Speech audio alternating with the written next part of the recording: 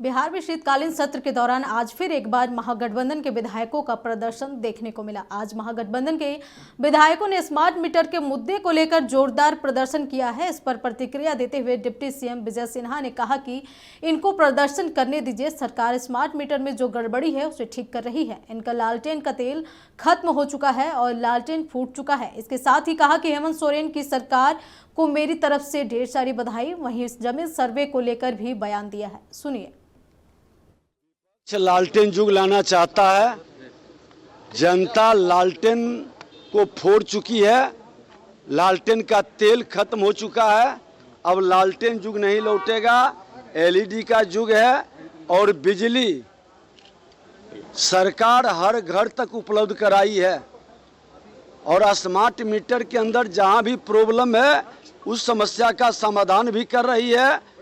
कोई जनता की गाढ़ी कमाई नहीं लूटेगा और न ही लालटेन युग में लौटने देगा।